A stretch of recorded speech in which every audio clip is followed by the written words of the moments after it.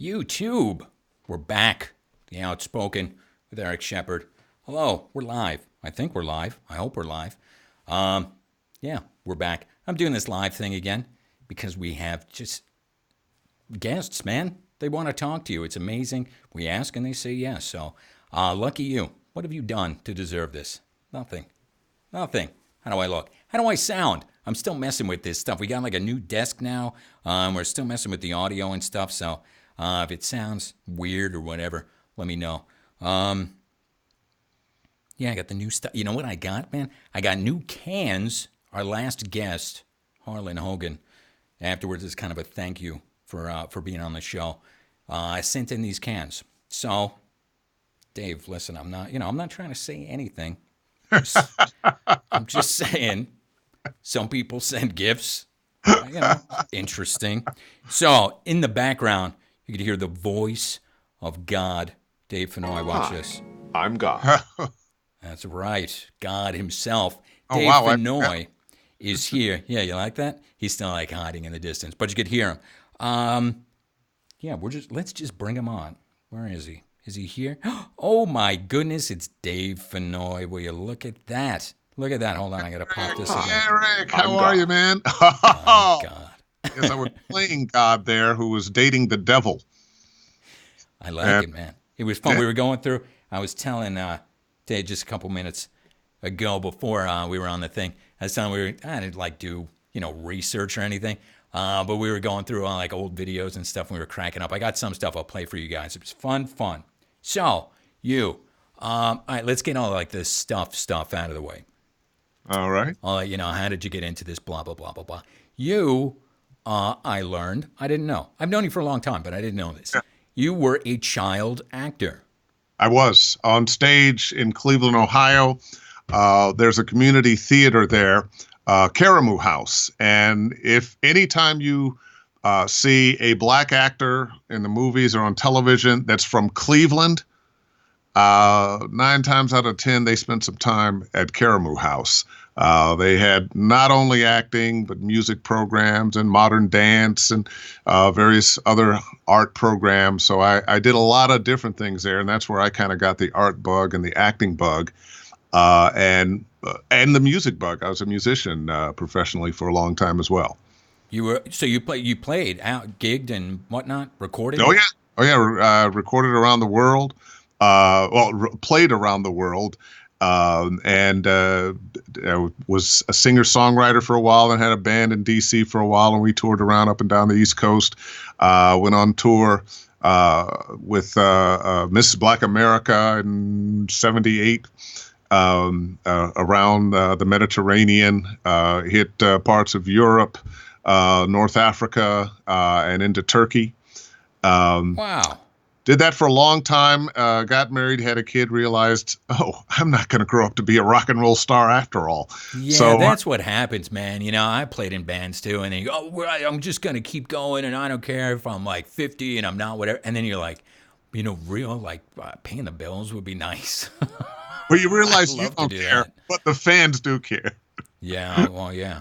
So So you did some acting, and then obviously you're on stage all the time because you're a musician. And you were the child actor, and then I guess puberty hit, and then you got these amazing pipes out of nowhere. And then everybody said, oh my God, you got a great voice. And then back then, it wasn't, you have a great voice, you should get in a voiceover, because nobody knew what voiceover was. They said, you have a great voice, you should be on the radio. Exactly. And guess what? That's exactly what I did. When I was in college, I was still a musician then. I did a gig on the radio at McAllister College in St. Paul, Minnesota. And after a couple of months, they kicked me off the air for profanity. Hey, it's a campus station. We're just having fun. But I had the bug at that point. I wasn't really pursuing it.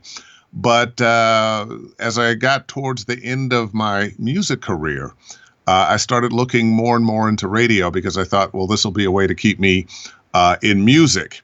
And so I moved with my family. The woman I was married to at the time was working on her PhD and got into Berkeley.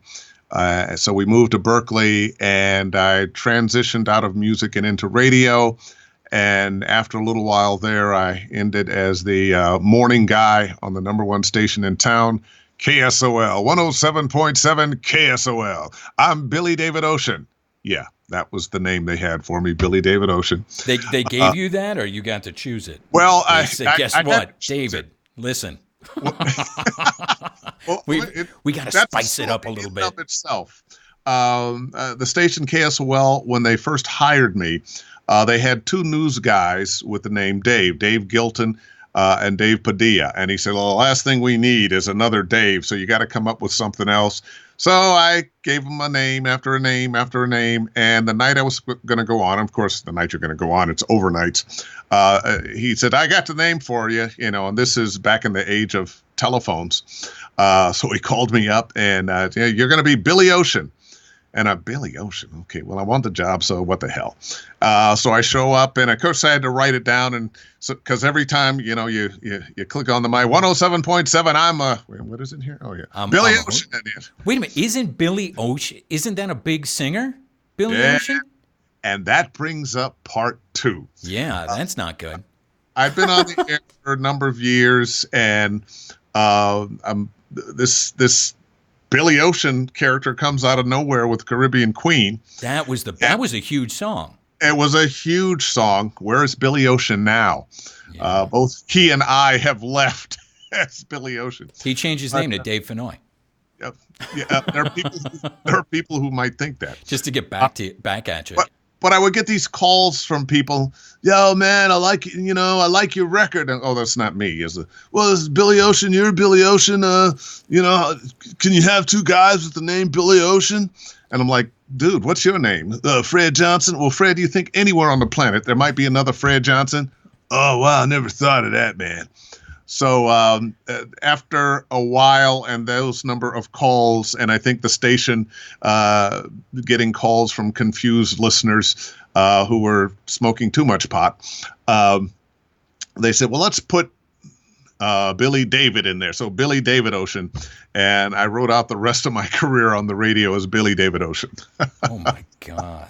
Okay, so you did, where am I? My beautiful face. All right, so you did the radio DJ thing, which a million voiceover people have done. So then you get into voiceover. I did a little bit of for like 4 seconds. I did research. Listen, man, haven't you heard of typecasting? This guy has done pretty much everything. So you did commercial. I'm not even going to list them, but all the big whatever, McDonald's, whatever. He's done the commercials. So we did a million commercials. You did a ton of narrations, National Geographic, Discovery Channel, Science Channel, blah, blah, blah. You had a couple shows, narrative type stuff. Cartoons, Kim Possible, Ben 10, Johnny Quest. Dude, you were on Archer. I love Archer, man. I'm a giant Archer fan. Commander Kellogg. Yeah. On the that was like in the Sea Lab thing or something, right? Well, actually, it's in space. Oh, in space. I can never keep up with what the hell's going on. But when it's on, man, at night they'll play it on whatever. I'm like laying in bed and just cracking up, man. I freaking love. He's great, man. Lana's great. Freaking all of them are awesome. So you did that, but I believe we have the cartoon that broke you, you into the cartoon business. Oh,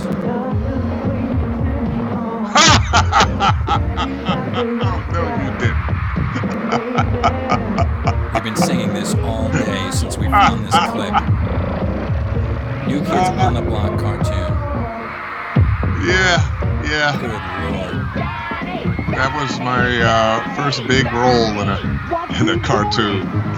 I played Dick Scott, the manager of New Kids on the Block. And I tell you what's funny is, as a disc jockey, I hated New Kids on the Block.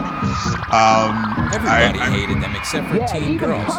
Listen to them; they're going crazy. And but of course, when I got the gig, I was very happy to, and enjoyed it. You look back, and it's funny about nostalgia, because all the music that you hated, that you had to listen to on the radio when you were a kid and a young adult, when it comes back 20, 25 years later, oh, I used to hate that song. Oh, turn it up, let me hear it. You sounded so young. What year was it? So this was your first car. This had to be the early Oh, this 90s, this right? was the early 90s. This was early Yeah, it 90s. had Yeah. to be. That freak, man, we saw that. I was like, get out of here. I'm looking. It wasn't easy to find, actually, in this. And they were like, we got to find it. We got to find who he is. And I'm like, ah, there he is, man. That's freaking too funny, the new kids. So that was your big cartoon. And then you did a bunch of cartoons. So you were kind of the cartoon guy. Now he's done, I don't want to just blow through this stuff like it's nothing, because it's not nothing. I mean, it's amazing, but whatever. Like, we don't want to, award shows. Billboard Music Awards, Teen Choice Awards, NAACP Image Awards. These Are you doing this stuff, the like the live announcing where you're there? Tell people how that works, because some of it isn't live and folks don't know how that works. Well, even when it's live, not all of it is live. One of the things that will happen is you're doing a lot of the live announce, ladies and gentlemen, welcome to the da-da-da-da-da, wherever. But some of the packages, the nominees for such and such are so-and-so, so-and-so, so-and-so, and so-and-so. You probably pre-recorded that. Or if there is a special award for somebody and you have to tell their story, so-and-so started in a little town called Podunk, Iowa, and blah, blah, blah, blah, blah. That you would have pre-recorded. But the ins and outs, the introducing of presenters and the ins and outs of commercial breaks and whatnot, you are doing that live. And it's kind of a scary job to do, because in live shows... Man, there's people that, like my wife is like, you could never pay me enough to do that. She would just be petrified. She'd just and I think most people would. I mean, that's an insanely scary thing to do. I actually love it. And you know what? You have your cursor right on my head. I'm sorry. I know that. It was poking me. Boink, boink, boink. They won't see it. Only you can see behind the scenes. Pay no attention. But I always loved being a booth announcer. I shouldn't say always loved, because certainly hope to do it again. I did the Image Awards for about 15 years. And then new producers came in, and they went another way. They were trying celebrities for a while. That didn't work. And they've got a woman now who's doing it. But I love it. I love the action of it. Since then, I've still gotten to do a number of the music cares for Grammys. I have done some of the Academy Award shows, not the live one, not the ones on air, but they have the Governor's Awards, where they give 5 Oscars to people that it's not a competition. The governors decide. And they have a huge gala that is not shot on television. And I've been the announcer for that for several years. Don't these things kind of turn into a shit show sometimes, that, everything is supposed to be, because everybody knows that they go long, like that's, like kind of a industry joke. But, say at this beat, this guy's supposed to come in, but then meanwhile, this one's in the bathroom, or this one freaked out, or somebody lost the envelope, and then they run in there into your trailer, wherever you're recording, and just... Absolutely. And people think of it, it's not glamorous. You're either backstage off to one side, and you're an afterthought. I got a table for this guy. Let's set him up. Oh, well, let's stick a microphone right here. And, or you're in a trailer someplace out on the street or behind the building. But yeah, sometimes a presenter won't show up. Something will happen. Somebody gets sick. There's some confusion about, and you've got a whole book with everything that's supposed to happen in it. And you've marked your page. In theory, yeah. And you've marked your page. I mean, it's down to all the lyrics of every song. And you realize, these jokes, they're not making them up. They're all written there. And you find out which celebrities can read and which can't. And but sometimes, say a presenter is late, can't get there, and now they don't find out until later than they probably should. And now you've got somebody rushing into your booth with new pages. Oh, these pages go here, and you rip out the old page, put the new one in, and sometimes it's happened within seconds. Sometimes you don't even have a chance to get a new page. You've got to write it in. Sometimes it's just we're going long, so this 15-second thing you were going to do now has to be 5, and we didn't have time to get it to you. So just kind of, can you cross that out, rather, and make it 5 seconds instead of 15? It can be a nerve-wracking job, but it's also, I don't know. I loved it. I love it. Man, I could. How many times are you practicing everybody's name before the thing, just so you don't like have like an Idina Menzel moment or whatever? Can you imagine? Oh my God, man! And then like, my thought would be if I just mangled something, I wouldn't be thinking of like the 40 million viewers or whatever. I'd be thinking, oh my God, they're gonna destroy me on Facebook, man. The rest of the voiceover people are gonna be like, There was, and I wasn't the person that did it, but I think it was the Emmy Awards, and I can't remember the actress's name now.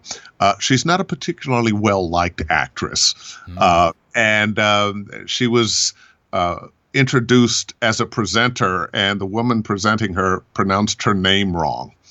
And when she came out, she stopped and corrected the announcer. It's such and such and so and so. And wow. I just felt so bad for the woman in the booth because she's going, oh God, what have I done? But what you have to do is your homework. If you when you get there and you see who's on, if you don't know, you got to find somebody who knows. Hopefully, the producers or somebody of some lesser producer knows how to pronounce it. If you're doing it, sometimes you're pre-recording some things, and you know what names are coming. Just do your homework. YouTube and whatnot will help you out. Yeah, I mean, if you stumble or something, that's not the end of the world. But mangling somebody's name, that's like. I'll tell you one of the toughest ones. You want to crawl into last a hole. years, I have done some work for BET when they have the BET Experience.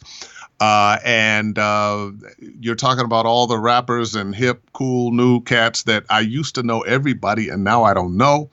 And how do I pronounce 3 Q's in a row? Yeah, it's the thing that a lot of them do, that they spell their names in weird, bizarre ways, and you're not quite sure because I just don't know. But that's why I have kids that I can call to look. How do I pronounce this? I'm sending you a list of names. Say them and send them back to me. And sometimes that's what you have to do. I'm so old. I used to like award shows, especially, Academy Awards, like a big thing, make popcorn and whatever. And I think I've just been in the business too long, I can't even watch them anymore, man. They make me sick. It's so I mean, obviously it's self-congratulatory, but it's like industry people giving other industry people awards. And then the fakeness, and then this one's crying and whatever. And listen, man, if I'm nominated, of course, I'm going to change my tune. I mean, I understand that it's an honor and an honor to be nominated and whatever, but I can't even watch them anymore. I'm like, ugh, God, freaking actors, man. I've had the opportunity to be that nominee in a number of different areas. We have now Voiceover Awards, the Voice Arts Awards, that Joan and Rudy out of New York put together. And they got a lot of haters when they first did it. Now everybody wants to get on the show and be nominated. And I felt a little funny about submitting myself, but I finally did after a couple of years, and I won for my video game demo, and last year I won for my promo demo. And it's an amazing feeling to be recognized by your peers and rewarded for your work. And I guarantee you, Eric, if you're nominated, you'll be honored. And if you win, you'll be even more honored. I haven't gone. We've had some people, I think, that have won that did the project through us. And I say, you got to make sure you thank me, man, because I'm not going to be there. And I just tell everybody, this was all thanks. Had nothing to do with their talent or anything. This is all thanks to Eric Shepard. This is, like you said, you have to see. Listen, I'm not going to trash these award shows or that award show because, like you said, they've got enough detractors. But The only thing I will say, which I think is freaking hysterical, is especially in the beginning, it was basically, if you put yourself in, you wrote a check, then you were nominated. And then they'd be all on Facebook like, oh, it's such an honor. I cannot believe shit. You put shut up. You put, Well, you know what? you put yourself in the running, and then you act like you're so surprised, like, I can't believe, really, me? Like you just signed the check. Oh, whatever. Every award, somebody paid to nominate you. Somebody, or not to nominate, somebody paid for you to be put up for nomination. Right. And after you've been put up, just because you pay the money, it doesn't mean that you're going to be nominated. It does mean that you're going to be considered. Now, I remember my first thought when I realized, hey, for one of these Voice Arts Awards, I need to pay some money to, and then I did a little research and discovered that the Emmys, the Oscars, American Music, somebody, now in this case, it wouldn't have been the artist. It would have been the production company, because it's the studio puts them in. Yeah, the studio, right. And and sometimes it's funny to me, the movies that win the Oscars that nobody saw. Yeah. I always thought that was a little weird, but I think it's been a little bit more democratized now. When you see a Black Panther winning, when you see some of the more popular movies that actually made some bucks winning some awards, it seems to make a little more sense. The award shows, but they had that, like the Oscar movie. You'd see and you'd be like, it's Oscar bait. Yeah, someone's got AIDS, or like some other kid died, or what, like some heart-wrenching bullshit, And you went, oh man, all right, they're and they love that, and I think that just got too much into the public consciousness, that they knew that these were Oscar bait movies and that they weren't really for people. You got Joe Sixpack, is just like, unless it says Marvel on it, he's not going to see it, and that stuff is just way too art house for them. And then they got to sell the show as well, So if it's all stuff that half of America doesn't care about, they're not going to watch the show, and then it's a whole. I tell you, one of the things. I don't know what happened. We watch. I got a baby, right? So I never get to go to the movies anymore. But so we see who's nominated, and then we get the SAG DVDs come in, and they were like, all right, maybe that's good because it's up for a damn Academy Award. And then we watch the thing, and a little the batch of movies for your consideration, and then we watch them. The batch of movies that was nominated this year, I think, was a very good batch. There are a few art movies in there, but there were some very popular movies and some movies that were popular and had a message.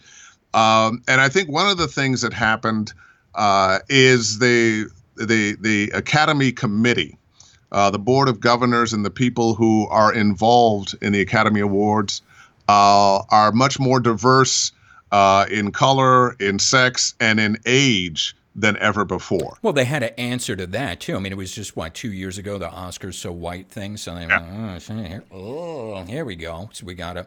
And then of course, then they have perfect, amazing black movies come out. Not that there hasn't always been, but incredible ones. So that was good. I think it helped. Wasn't the Queen movie up this past time? Oh yeah, the Queen movie. What did you think of that? You're a musician. You know what? I thought it was great. I had to call bullshit on some of it, man. It was good, and the guy, he was amazing, and how he sounded like him and looked like him, was great. But there was conversations in there where the band was, and I've been in bands, and I was like, nobody talks like that. Like, that didn't really go down that way, because bandmates, don't talk to each other that way. It's not like that's off. Every movie, who was it? Oscar, was it DeMille? Cecil B. DeMille? Cecil B. DeMille, and they were making a movie, and it was supposed to be, I don't remember if it was Cecil, whoever, but it was a shootout at the OK Corral, and it was all wrong. How the shootout went down was not how the shootout went down, and he said something, well, forget the facts. I'm making a movie here. So a lot of times you're looking at a story that has been altered for the sake of film. Yeah, hold on. I got the king here. I'm pulling this in.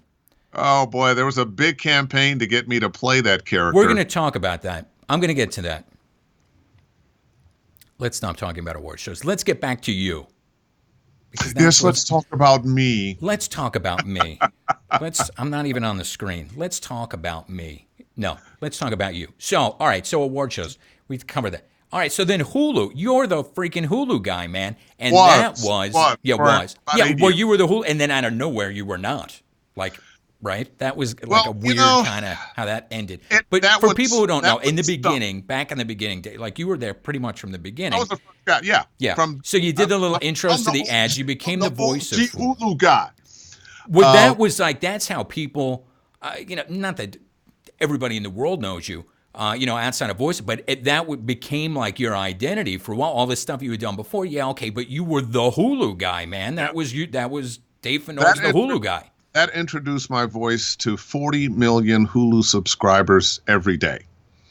And I was in a restaurant on a date with my then girlfriend, and the waiter walked up to the table and heard me. He said, "Aren't you the Hulu guy?" I was like, "Oh boy, man, okay." Just recognized your voice. Just recognized my voice. Yeah. Well, dude, listen, there's a lot of voiceover people that you go, yeah, they got something, whatever, but your pipes are incredibly unique.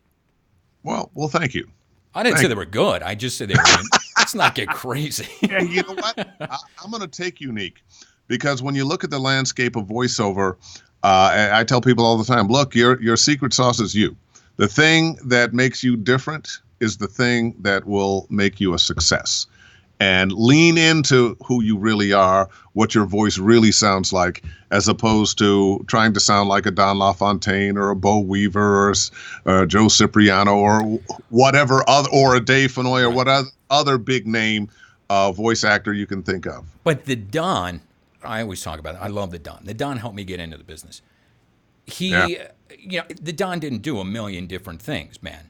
But he didn't have to be. He was incredibly, gifted. But he, for the most part, stuck to his thing, and he had his trailer thing, and he, made an incredible career out of it.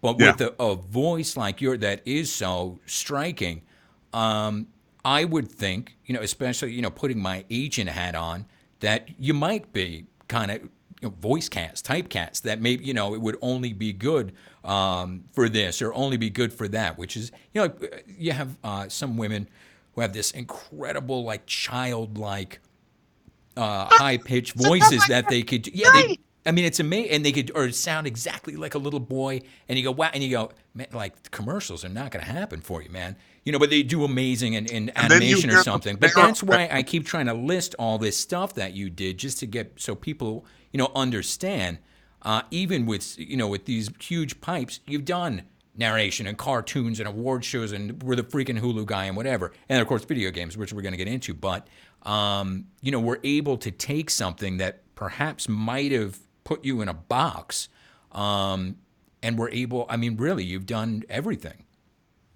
I've been very fortunate. And I like the variety of things that I do. And I don't know. I just attack the business that way. I want to do everything. It's funny because Don was a friend of mine, and I wanted to do trailers when I came in the business. That was one of the main things I wanted to do. Everybody did. I've done a few, but I couldn't live on the money I've made doing trailers. But in some ways, the industry decides what it is that you're going to do. I learned a long time ago that when I got into doing TV promos, that the people who heard me doing comedy promos thought, Dave Fennoy, he's a comedy promo guy. The people who heard me doing drama promos, he's a drama promo guy. And they would never think of me as a cartoon voice, but the cartoon people never thought of me as a promo voice. And you would I found that I was working in these different areas, and everybody thought, he's what I'm hiring him for. And the truth of the matter is, I'm Dave Fennoy, and I do a number of different things and have been blessed to be able to do that. Do you do audiobooks? Have you done those? I have done 3. I hope to never do a 4th. No, I did 1, man. That's it. I'll never have. You I, couldn't pay me I'm enough. a little more hard-headed than you are. It took me 2 more books to learn the lesson. No. Um, Yeah, every now and I actually have done. Well, it wasn't so much a book. It was 3 cartoon books about the civil rights movement, and I did that, and I actually did it for free because I thought it was important. But no, I don't foresee myself doing any more audiobooks. It's too much work for not enough money. It's also, I don't have the attention span for it. And as my good friend Scott Brick, who is one of the kings, if not the king of audiobooks, and unless you like being in a closet for 8 hours a day reading stories, it's not for you. No, give me a 30, man, and you're in and out. Yeah. Jeez, forget. Nah, but people who do it, I mean, we've talked about that on the channel. I understand the people, like Scott, that do them all the time. Listen, man, you don't have to be out there chasing down 30s all the time to pay the bills. You get the book, you read the book, you go in, you do the book, and then the next book comes and it's more like a normal job instead of this psychotic kind of thing that most of talent do. I could see the appeal. See, but I bet you're like me. That would drive me nuts if every day I was staring at another 50, 100 pages of this book, now this book, now this book. Those who love it, hey, more power to them. It doesn't pay enough either. Once you get to a certain level, you could do all right, but it's for the amount of work. Yeah, per finished hour. Yeah. No. Well, nothing pays enough nowadays, but yikes. Yeah. Okay, hold on. Let's go back for just a second. So you were the Hulu guy because this is juicy. And then one day you're just not. What happened? New management. It's kind of like radio. New program director comes in. They want to wave their wand over it. I was going to use another word. And paint it as their own, bring in their own people. Yeah. And some people who had been at Netflix came in and took over Hulu. And the old guard was out. And when they let me go, they also got rid of everybody I worked with, all the people I interfaced with. I don't know if that was because I had good relationships with them or they just wanted a whole new production system for their promos. But hey, I had a really good 8 years.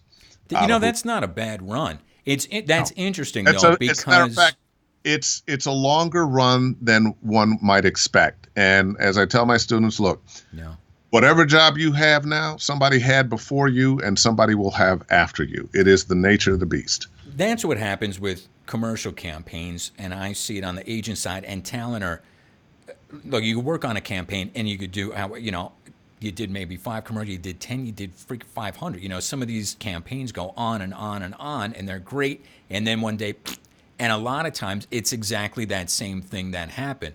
Either it wound up going to somewhere else, but usually it's some new kid came in, and the first thing that they say when they want to impress everybody is, I got a whole new way to say, we're going to do things different. We're going to change it up and make it hip and young and whatever, man. And someone's out, and that's it. But that's how it works, man. Yeah.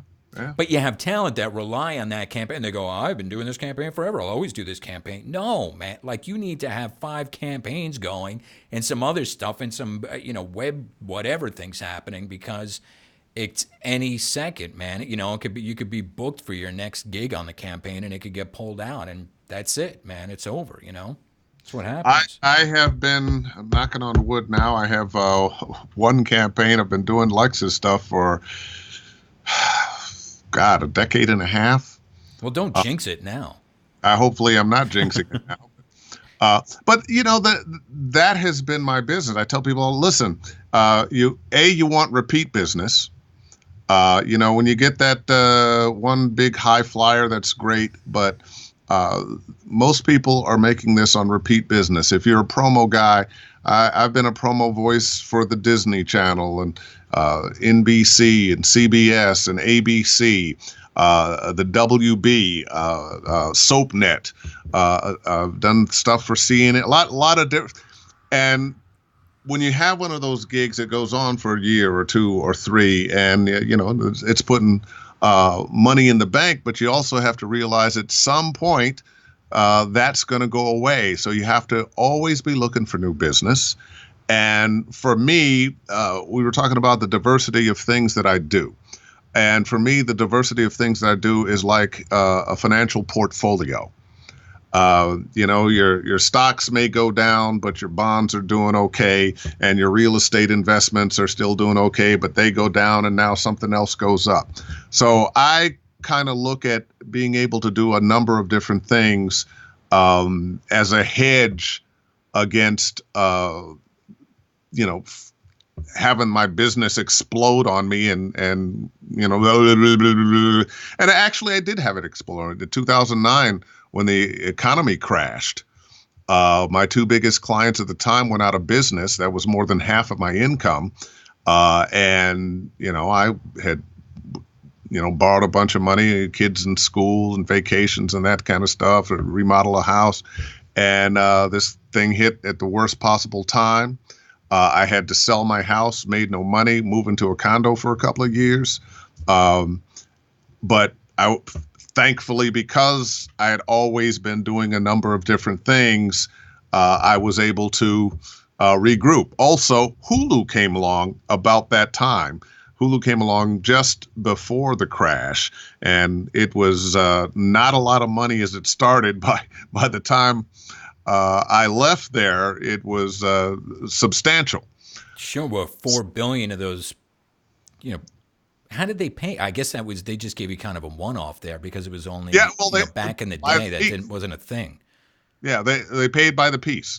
So every new client they got, I made more money. Yeah, and that went gangbusters. So you were So you were the Hulu guy for a while. That was you. And now, like you said, you've done a lot of things. Are you guys getting the point here? We're trying to hammer back. He does a lot of things, do a lot of things, and you're not going to be in trouble. But now you're a video game guy. That's, I think, most people in the general, idea of who is Dave Fennoy, they're going to think he's a video game guy. So you've done StarCraft, Metal Gear, Ultimate Spider-Man, Delta Force, Star Wars, Tomb Raider, blah, blah, blah, and then, of course, most famously, The Walking Dead. Let's hear and see some of your video game work. Slobbertooth. Here we go. I ate the microphone. Sorry.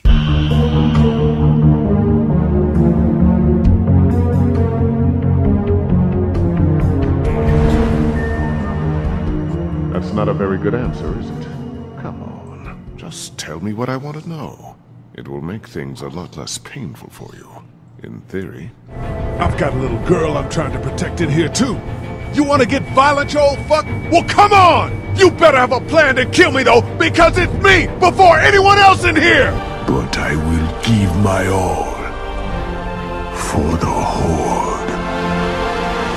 Get out of my way. It's so good, isn't it? Gets even better. Wait. I can see it in your eyes. You've seen into the spirit world. The Book of Revelations is gonna look like Mother Goose. Heaven and hell are gonna go straight for each other's throats. At once! Swiftly now! The freezing flame! No path, but through. Yes! Hell yeah! Love that smell! Foreseen is forearmed! First it was the crack epidemic. Now, just as that's beginning to subside, an even worse plague is sweeping through New York. It's a plague that destroys mostly those on the margins. Challenge me? You have to earn that privilege. Survive my titans, and you may get your chance. Initiating funky. Ooh, let's get freaky. Feeling super freaky. And then you got your pure breeds. Ain't been around since the dawn of things. Since the night grew fangs. And I'd not last 5 seconds in that fight. Close your eyes and be thankful you never have to see me as one of them. You can do it. I know you can. Wow. That's a lot of stuff, man. Yeah, I've been on about 400 games, give or take a few. 400. Yeah. Yeah. You are kind of typecast. If you got like a big scary black guy character, you're the guy like, hulking with horns. Get Dave. And there's one going to be coming out a little bit later in the year. It's going to get announced at E3 that I can't tell you the name. But big black scary guy, big black scary warrior. He's a good guy though. He's a good guy though. You're going to like this guy. So hundreds of video games, man. So then you do the circuit as well. You're on the you do the conventions and stuff. I do. I slowed down on the conventions. I'm going to be going to Atlanta for Dragon Con this year, though. But I've had the good fortune of a lot of conventions in the country and overseas. Ended up going to the Middle East like 3 or 4 times. Been in Bahrain, Bahrain, Abu Dhabi, Qatar. Qatar, and Oman and the Maldives, which it's not really in the Middle East. It's out in the middle of the Indian Ocean, but still more of it's a Muslim culture there. But yeah, how does that work with the video games? I mean, there's usually a lot of sex and violence and stuff in there. Do they hack that stuff out, or the kids in the Middle East are playing the same games as the kids here? They find a way. They're much more like us than not like us. And also in most of the countries where that's happening, I wasn't in Saudi Arabia, which may be the most repressive country. Most of those countries around the Persian Gulf, or they would call it the Arabian Gulf, are doing everything they can to move into a more liberal, secular society. They're not for they don't like Saudi Arabia. They don't like what Saudi Arabians are doing. The women there in most of these countries have the opportunity to wear or not wear the traditional Arab wear. And by the way, it's not a Muslim thing. It's an Arab thing. The burqa. If you go to Indonesia, it's different. If you go to other Muslim countries, what they wear is different. And when I was in Abu Dhabi, there were several young ladies that were helping those of us who were the celebrities meeting folks. And we were given a tour of one of the great mosques, beautiful building. And these 4 women would not go in because they dressed in Western wear. And they just didn't cover themselves and wouldn't cover themselves. It was their choice, but to go into the mosque, they would have had to have. So there's a lot of change happening in societies over there. One of the guys who was a coordinator for us, gay as a goose, and didn't seem to be having too much of a problem. Now they're not as open as we are here, but he seemed to be living his best life. Good to hear. I wonder how much of that is an embracing of capitalism. They want that as well, but then that pretty much kind of invites Western culture. Yeah, not that Western culture has been, historically always the most open-minded, but now, I would imagine at least, European culture even is even more open than American culture at this point. When you look at Oman and Abu Dhabi and Bahrain, Qatar, and of course Dubai, these are countries, cities that have a lot of wealth from gas and oil, natural gas and oil, and have invited the world to come in and help them build skyscrapers and modernize. They're very wealthy countries, sometimes, not as progressive as we are, but we have people in our country that when you start talking about Sharia law, which a lot of them, the people I was dealing with who were Muslim and there, don't particularly prescribe to the idea of Sharia law, but we have a group of people in this country who are Christians, but their lookout on life is very much Sharia law. Control women. You can't do this, can't do that, can't do the other. Any religion that goes too far and demanding who you are and what you can do and what you can't do, I think is a problem.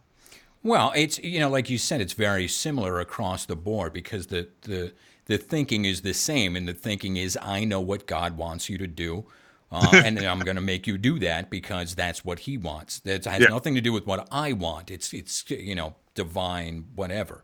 And of course, it's always good for the person who's telling everybody else what they're supposed to be doing and not supposed to be doing. Yeah. So after they collected all that money from those people who put it in. Yeah, exactly. Okay, so you've been all over the world. They don't have to pay taxes on.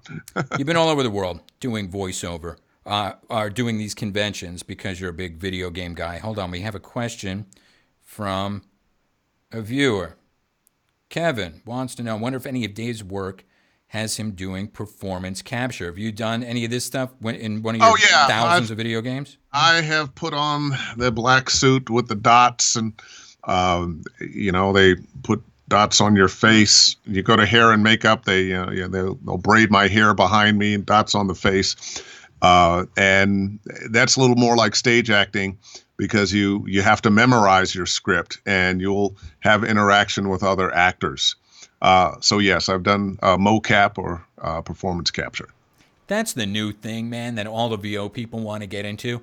They're all like, if there's like a class, and I bet there's going to be, just like in the voiceover community, there's going to be some slimy freaking people out in LA, if there isn't already, like, do the mocap class because you can make $1 million in mocap, blah, blah, blah. But a lot of VO folks are doing it, man. But that's like the new like hotness for VO. But I mean, it overlaps in the video game. So, but obviously not most of the games you've done because you've done hundreds of games. So, and you've only done the mocap a few times, right? Yeah. I think we're still going to have most of our games are going to be recorded in a recording studio and not necessarily a mocap studio. But that's also not going to go away. And your usual on-camera actor has a better shot in mocap than they do in front of a microphone by themselves. Yeah, that's interesting. Oh, so you think it tips the scales a little bit? If a video game is going to be mocap, then maybe it's an actor is going to do better off than a voiceover actor? Well, we're all actors, but we know what I mean. Well, yeah, I know what you mean, but I just want to explain a little more because one of my pet peeves is when people say, well, so is voice acting like real acting? And you want to strangle the guy. The actor who's on television and the actor who are in a movie, there are some different skills that they're going to have. They're still actors. And now bigger difference in skills is the voice actor, say, in a video game and the movie actor. The movie actor, guy on television, person on stage, they've memorized their script. They have blocking. They're doing scenes with other people, so they're getting that energy and feedback. And when they move, they don't have to stay on mic. The camera follows them. When you're doing voice acting for video games, it's you, a microphone, and words on a piece of paper. Everything else you have to invent in your head yourself. Well, see, that's why I make the distinction. It's the blocking is a big deal between, being on camera and being behind the mic. The memorizing your script is a gigantic deal. But I do make, and not that voiceover actors aren't actors, but there is a big distinction. And I think the biggest one is that, and it shouldn't be, and it is one of the things that often differentiates somebody who knows what they're doing and is a real pro, is that most voice actors are in no way concerned with their face. They're not thinking of how they look while they're performing, or how they're, smiling or whatever. When you see somebody, most actors, voice actors that are amazing, you could put a camera in front of them, and they're emoting because that's how they're getting into the role. They're not, in some big emotional type of thing with a deadpan, blah blah blah, doing As a matter of doing their fact, thing. Most that aren't. happens Some a lot. are, but most aren't. That happens a lot. A camera on your face while you're recording for video games. That happens a lot because they're going to animate your character to your face, and your body informs your voice. So if you're playing a character and you're like angry and intense, that's going to show up on your voice. If you're playing a character and you're happy, that's going to show up on your voice. Voiceover 101. If you want to sound like you're smiling, put a smile on your face. So motion capture helps motion capture helps, period. But even when you're not doing full motion capture and a camera's on your face, the better an actor you are, the more your face is going to reveal the feelings that you're expressing with words. Absolutely. Absolutely. Okay, so video games. You are most famously Lee Everett in the Walking Dead games. Was it just one? How many games? Because they killed him off. Spoiler alert. They killed me off in season 1. What they made 4 seasons of the Walking Dead game. The last one has just come out. I just did an interview with Skybound. They've got a great collector's package that they're selling right now. And Melissa, who played Clementine, and I were there and had a nice long interview with them. And they've promised to send me the statue of the two of us. But that's kind of defined you now. Like for so long, you were a Hulu guy. That was you. For a lot of people, you're the Walking Dead guy. You're the Walking Dead game guy. Yeah. And when I go to conventions, that's still the number one photo that they want me to autograph.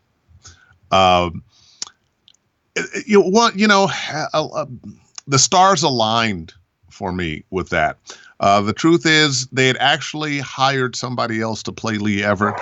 He had done one episode. They listened back, and it wasn't working for them. And somebody in the company, Javier Espinoza, who is my hero, said, "Oh, let's give this guy Dave Fennoy a chance." I'd been on the Law and Order game for them, and they were looking for somebody who could be a natural actor, just a regular guy. And so I got the audition. I sent it in, and a week later they told me, "Okay, you're going to be Lee Everett." I was happy, as I'm happy for everything I book. And they flew me up to Northern California to record, and 20 minutes into the session, I knew this was something special because it was just written so well. And then on top of that, it was the height of The Walking Dead's popularity. So now you've got this Walking Dead game. When the game came out, Rolling Stone magazine said that the game was better than the show. And I had been already at that time on maybe 100 games, give or take. But this turned me from, oh yeah, that guy's voice, I know him. Since I was nominated for a number of awards, the game won 100 Game of the Year awards. One of the awards I was nominated for was a BAFTA. I got to go to London and wear a tuxedo after being nominated for Best Performance in a Video Game there. So now it's not, oh, that guy whose voice we like, it's kind of deep and I think he's black, to, oh, that's Dave Fennoy. Nice. Video games, and you could disagree or even be quiet because you've done so many video games, so you don't want to say anything bad about them. I'm absolutely in the camp that video games do not pay enough. Union, non-union, video game work, for those out there who have done it, they know, and for those who haven't done it or aspire to do video game work, be careful, is outrageously difficult. It is some of the most difficult voiceover work that you can do. Probably video game stuff. And not all games, and some of them are a little more conversational, but for the most part, it's character work to a high degree, and I liken it to feature film, animated feature film work, but the pay isn't even close to it, and the money that they're making is on par with feature film. These video games are making more than feature films are making. So Well, I think without a doubt, video game voice actors need to be paid much more than they are. Yeah, you are dead on. If we got paid what we need to be paid, I could retire now and live on an island someplace. When you think about what video game, there's never been a movie until maybe this weekend that made $1 billion in a day. Avengers Endgame may do that. There have been a bunch of video games that made $1 billion the first day they came out. And even more than that now, you've got Fortnite. By the way, I'm on Fortnite Save the World. I play the director. Fortnite, the mobile game, pulls in about $2 billion a day. Yeah, and then when they're doing it non-union, which now more and more are because everybody's going non-union because the world's going to hell, and you can't imagine the pushback that you get. Well, we could do the $300, and then we'll do a couple things, and then wait a second, no, this is a huge title, and listen. I wish we could do more, but we can't. And you would think it's like when you see a new Coca-Cola spot for $400 because that's all they could pay. You go, oh, people aren't drinking soda anymore, and it's it's like an infomercial mentality that they just think talent have always been low rent on this stuff, and it just continues to be that way. It doesn't make any sense to me because I know how difficult it is. It's hard, man. It's better than it is now, than it was, because we went on strike for a long time, and we finally got the big game companies to sign on, and a number of indies. And they have agreed to not exactly what we wanted, but we do get bonus pay based on sales of games, which it's easier to figure that out than, commercials. Well, where did it run and for how long, that kind of thing. But no, we are vastly underpaid compared to what the market is making. We should be getting a lot more just based on the sales of games. And it's an easy formula. You get a session fee for every session, and then based on how many units the game is played, you make more. And they could do it just like television and movies. If you're an extra, you're only going to make this amount of money. If you're an actor under 5, you're going to make this amount of money and certain amount of money from residuals, and bigger parts, more money, and bigger residuals. I know sometimes with some games that they can't pay me my fee, they can't pay me scale or double scale, get double scale on some things. I will take a percentage. And so I'm gambling with them. If the game does well, I do well. If not, well, I gambled and all I lost was some time. But yeah, I think we're at a point that we finished that, time. It was a 3-year deal that the game company signed. And so we get to renegotiate after 3 years. And I think we're a year and a half, if not 2 in. Yeah. So hopefully we'll be able to get a better deal the next time. I have sat in on meetings with worker and management, and the first thing they always do is insult you. The first thing they always do is tell you, we really don't need you. I was on the promo caucus for AFTRA, and the guy said, oh, we could get anybody to do this. We should only be paying you $25 a promo. That was his first thing. It's just talking. Yeah. Well, it's setting the bar low so they don't have to pay you what you really should get. Sure. I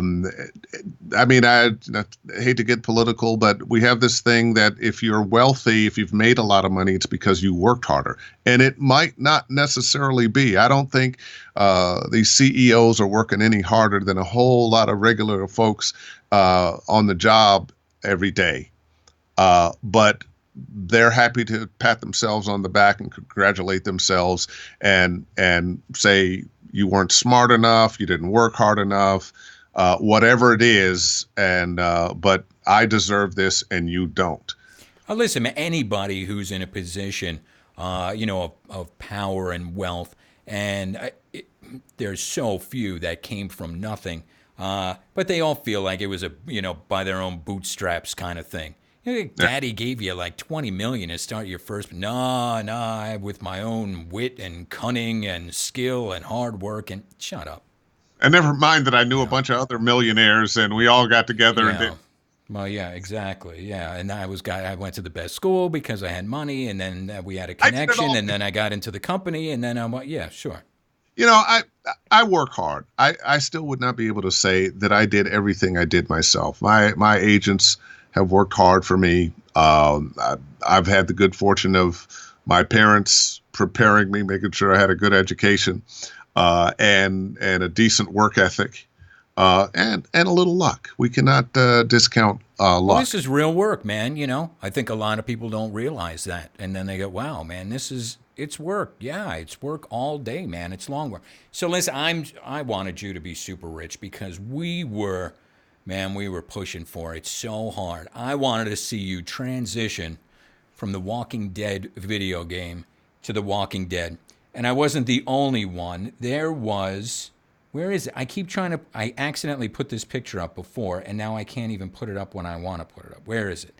This is the guy that they cast, who's great, by the way. No, he really is good. He really is. But that's good. A wig, man. Come on. Yeah. Now, you were already kind of in the family there. And so a lot of people were there's even magazines and stuff saying, oh, well, there's the voice actor guy and whatever. And so you got I'm sure you got a little bump out of that, which was nice. Did you even get a chance to audition there? Did anybody get you in, or what happened? I actually got a chance to audition. There was a Twitter thing going on, and I mean, thousands and thousands of people suggesting to AMC that I should get the part of Ezekiel. And they finally did give me an audition. I don't think I had a shot from Jump Street.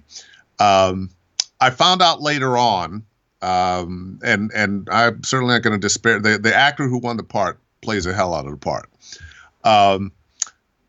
But I also discovered that AMC had some issues with Telltale's The Walking Dead game because they had put out their own Walking Dead game that nobody bought and nobody played. And when the magazine Rolling Stone said that the Walking Dead game was better than the show, I don't think it sat well with them. And I didn't realize what an issue it was with them until it was last year, a year before.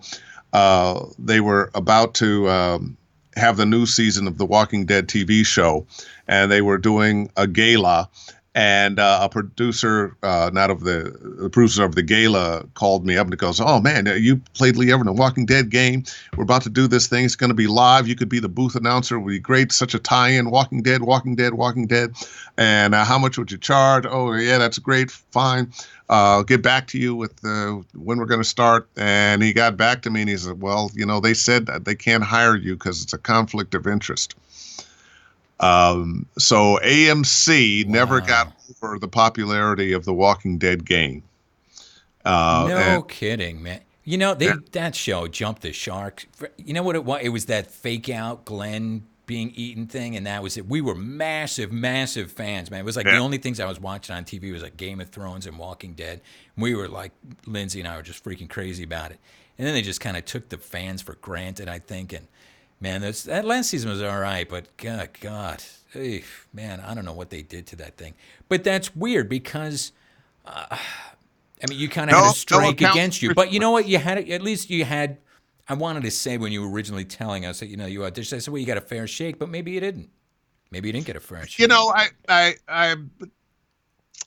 I kind of don't think I did. I don't think they were going to hire me anyway. I think they felt like they had to do it so they could say they did it. They would have saved in wigs. Maybe I'm wrong. Maybe I'm wrong. I can't live in. I feel this way. But I don't have the complete and total proof that that's what happened. So, that's my speculation. You've done on-camera work. Oh yeah. Say hi, honey. Oh yeah, me playing a sheriff with dreadlocks. Glenn Oh, do you get the fight scene in here? Oh, yeah.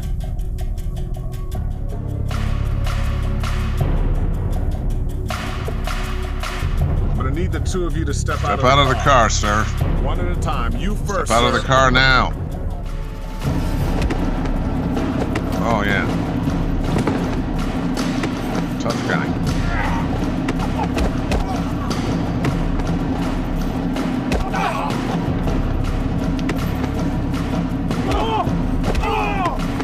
There we go. Knock him out. Now cuff it. Good morning. Listen, man, I don't see too many cops that look like that, man, with the dreads. No, you don't. We've got a guy, and I used to have dreadlocks back in the day. Years and years ago, man. I did. For years I had them. And we have a guy here in Austin. He's a lawyer, and with these big, long dreadlocks. And he's got this kind of scraggly beard thing. He's got these big billboards and stuff like, hey, were you busted for weed or whatever? Like, get the dreadlock lawyer guy. And it's very striking. You go, wow, really? You know? What I remember, this is like before it was cool, you know? I was like crusty, like white guy, I guess, with the dreads, you know? And, but I remember like anytime I would go to the store to like buy it, and before that I just had really long hair, they were like, everybody was very polite. Like, sir, can I help you find something?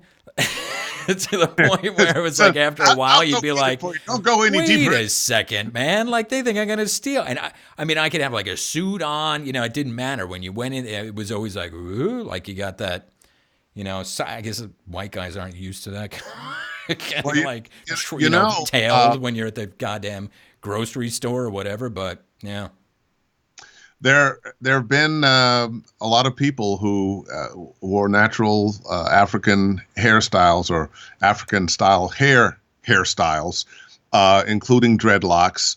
Some newscasters at a while back were shown the door, told they had to, you know, straighten their hair and so forth, especially women. That's changing now, and there's some states and cities who are passing laws that say it's racist to tell somebody with dreadlocks or with another style of hair that isn't pressed and straightened that they have to wear a different hairstyle. But is that necessarily I mean, a white dude who's got long hair is often, you know, at work, they'll say you got to cut that hair. This is a professional type of thing, and you got to wear a suit and tie, and you have to cut your hair. You can't have long hair. Do you think there's a problem with it because it's a more of an African-American style of hair, like if it was a big afro, or just that it's long and so they want it kept short? I've seen a lot more guys with long hair now working in a lot of different places. I remember back in the 60s, I think it was a problem. But typically the people I'm talking about it's usually black women who have decided. Oh, they go afro. They go afro, or they're going to wear locks, or they're not going to straighten their hair anymore, and they're told that it's not professional and it doesn't look good and this, that, and the other. Yeah, it's racist. And that's racist. That's different.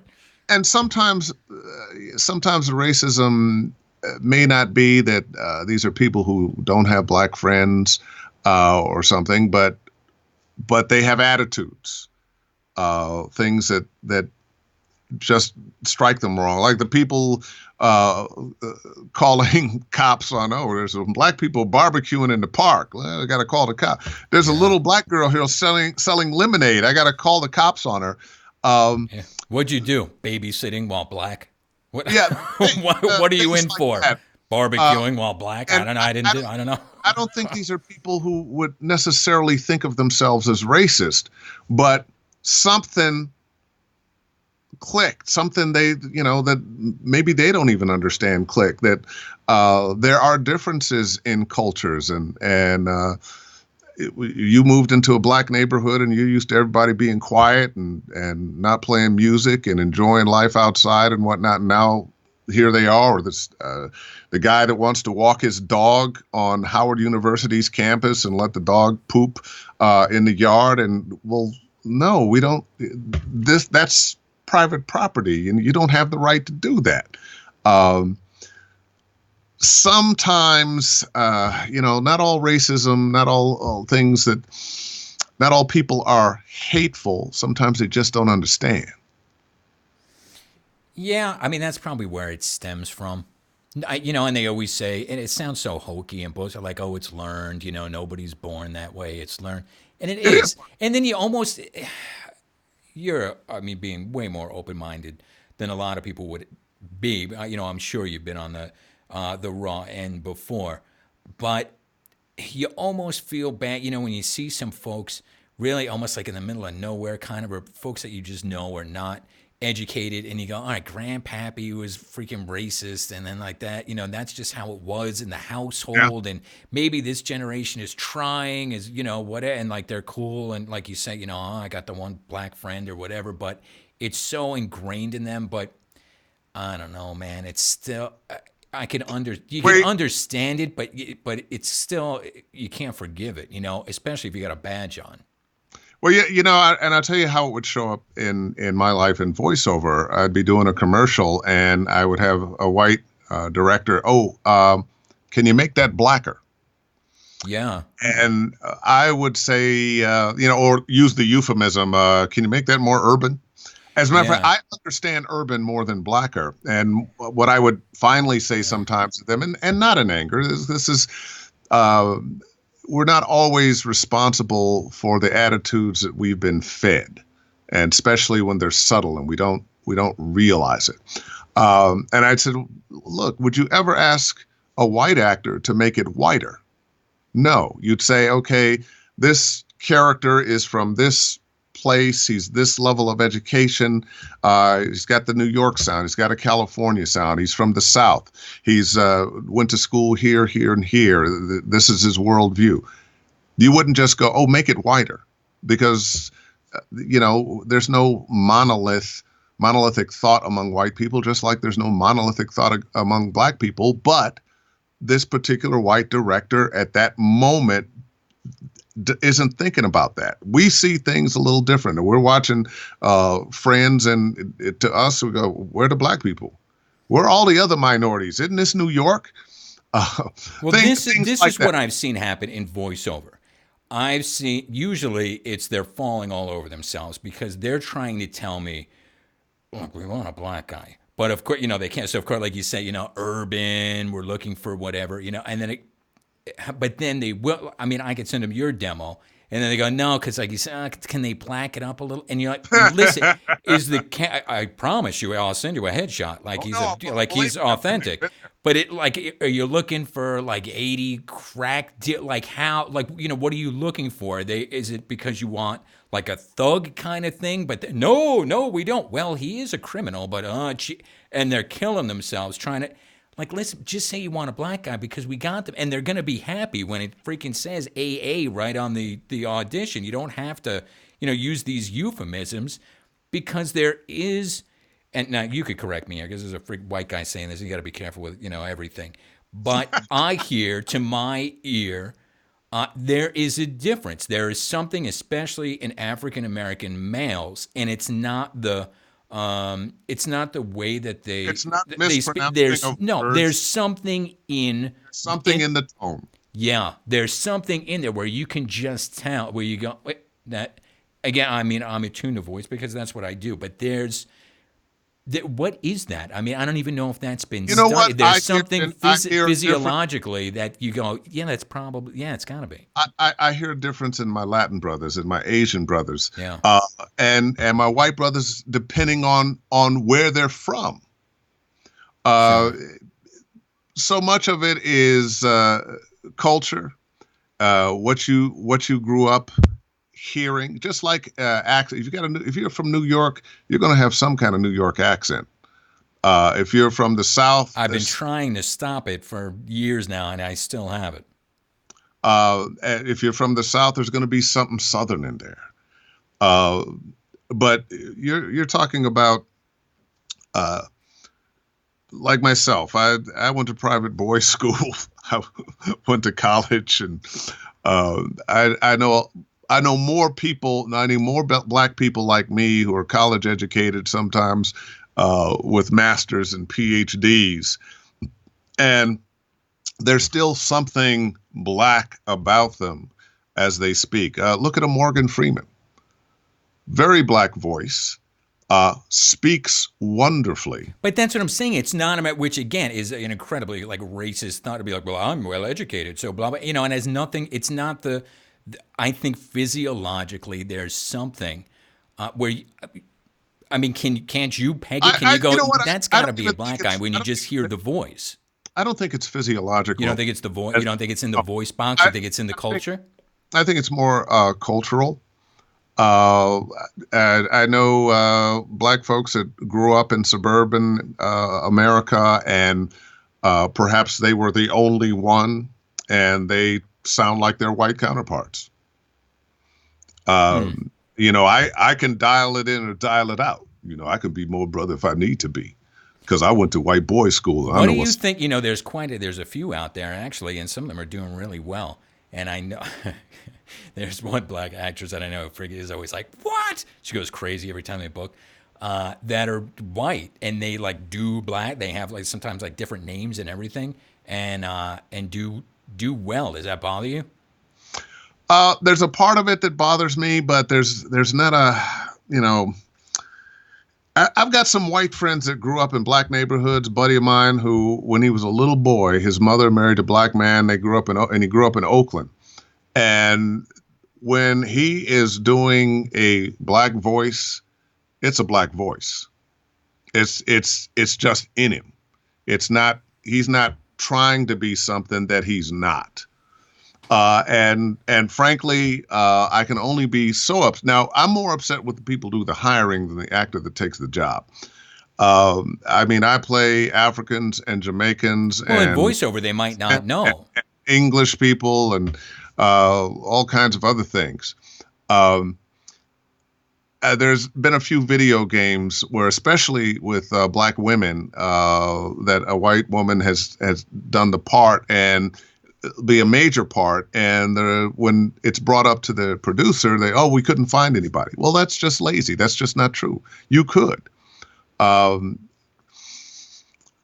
Those are the kinds of things. There's not a hard, fast rule, but when you look at the landscape of America and who's here, it's just not white people or Latin people or black people or Asian people. It's a variety of us. And I think in many ways, although I think this administration would like to turn it around, we've gotten to the point in a lot of entertainment that we welcome and celebrate the diversity of America in our casting. But there are those who, for whatever reason, don't want to do that. We got to give it like one more generation. You know, it seems to get better. Like the outlook gets, you know, like I think all that old ass hate like gets kind of diluted from generation to generation, you know, and we're like pretty much the same generation. And you see the younger ones, and they seem to be even cooler and more open-minded. And like it just takes time, like to dilute like all that freaking hate out of you. I guess you hear less of it from your parents as it goes and goes, and. Yeah. And there's the institutional racism that may not be judging you as an individual, but is judging a group of people. The fact that for the same crime, a black man's going to get more time than a white man. Those kinds of things. The idea in the workplace that the white worker is going to be judged okay until he proves himself not okay, and the black worker is going to be questioned, going to be suspected until hopefully at some point he has proven he's okay. And it's these little things that, well, they're actually not that little, are they? That has kept us apart. And the fact that we do not, as a nation, we've never talked about what this really means. We've had a civil rights movement, but we've never had the real conversation We gloss over, slavery, that was a long time ago, but we don't talk about the things that happened after slavery that continued the mindset. My father fought in World War II. The GI Bill was there for soldiers, but he wasn't able to take advantage of it to buy property because black people weren't allowed, because we were redlined. And there have been so many things historically that have put black people in a position that we're not enjoying the same fruits as everyone else. Does that mean you can't succeed? No. I worked hard and have, but when your education, when your opportunities, when how you're looked at is kind of held against you, it makes it a little tougher. Banks ain't giving you the loans they would give, There are still a lot of problems. We've come a long way. We certainly have. We've had a black president. Couldn't have happened just with black people. Well, yeah, and you say, that's a little thing. But if you're going through a day and you're having a shitty day and then you get one of those little micro, like, what is that? Well, whatever, maybe not. Okay, go along. And then something else hits you and whatever, and you go, that was, man, then by the end of the day, you want to kill somebody.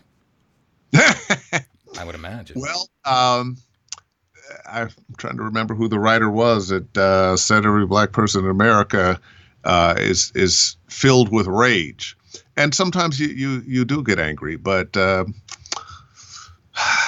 it's a different life. There's different things we have to deal with, and that's not to say that that makes it easy for our white counterparts. Life is difficult in general. We just have some added stuff. Yeah, it's a thing. I mean, life sucks, but I don't know. I got to tell you, this straight white male thing is great. You're like, that's easy street, man. Good God. Is the what was it? Who was some comedian who was like, oh, I'd re-up every year. Like, if you had to choose.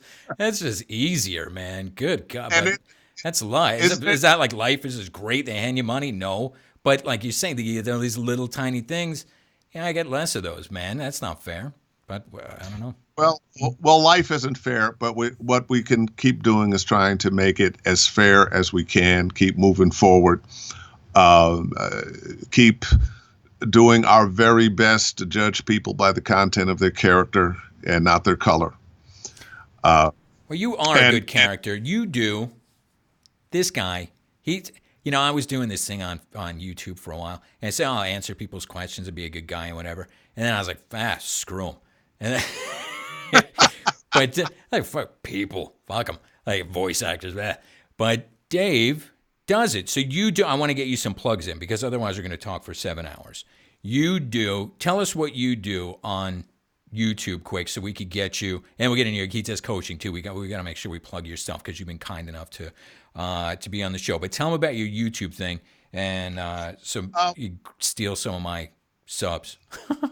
Well, I have a YouTube channel, Dave Fennoy Training, and it's completely free, and people can go and I post a lot of training that I have done there.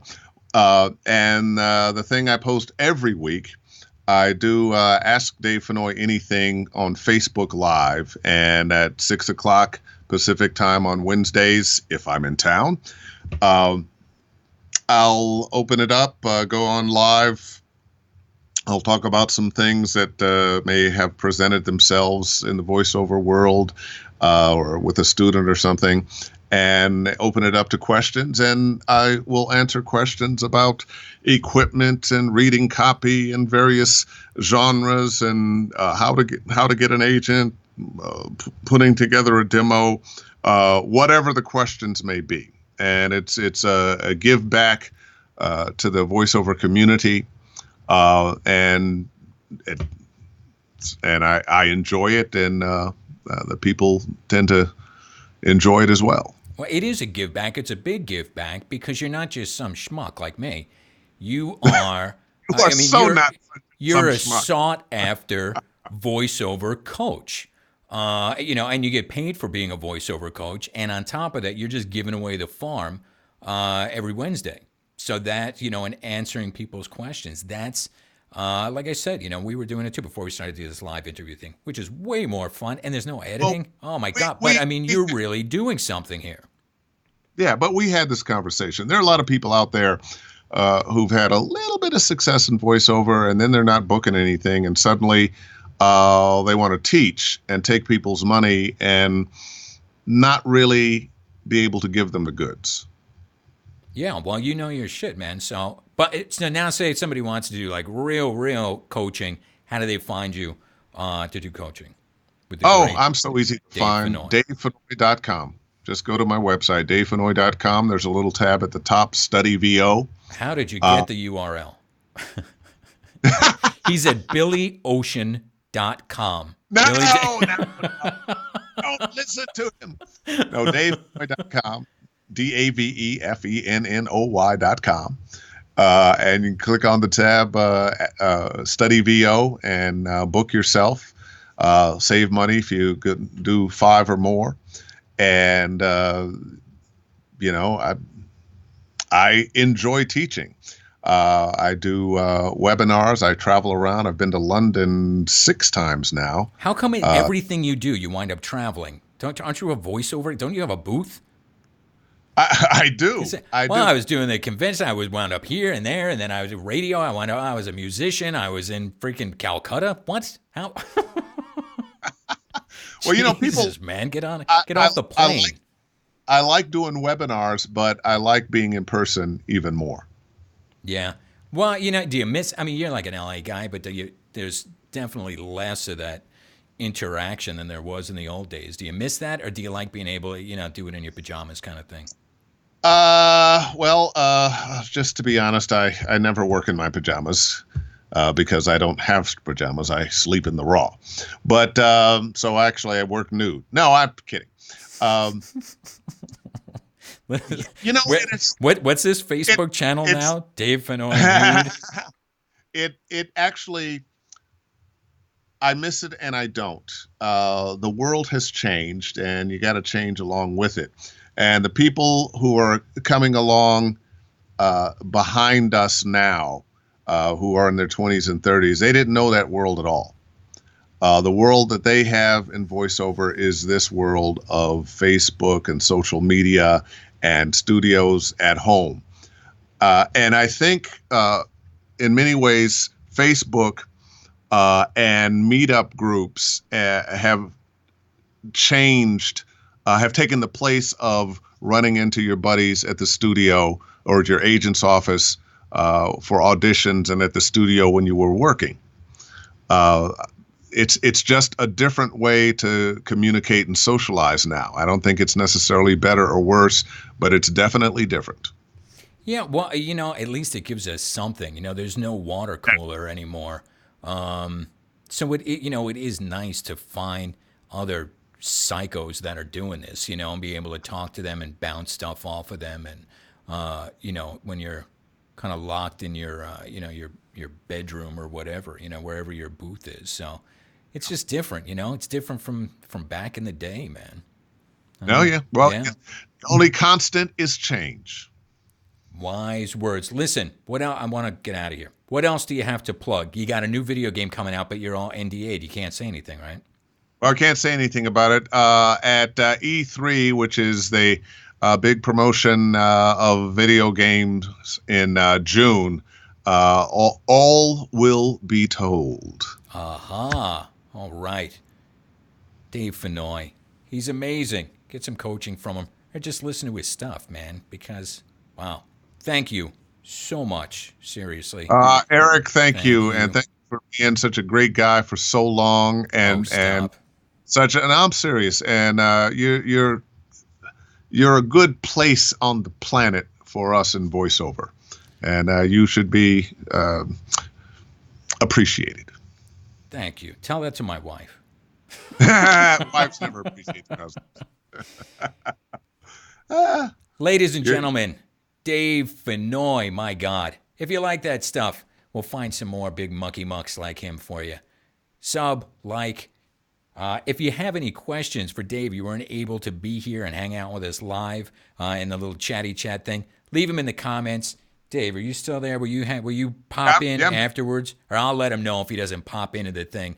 And then I'll answer questions for you, because that's what he does. Or if you got other questions, just go to his dang Facebook thing, man. He's doing it every Wednesday. Yep. Come on. And I want to say thanks to one of my students, Jacob, who popped on there and, let folks know that he's made some progress. He's the real deal, man. This guy isn't coaching because he needs it, man. He's doing well. He's trying to help people. Dave, thank you. Here you go. All y'all, All right. Thank you. Goodbye. Eric, see ya.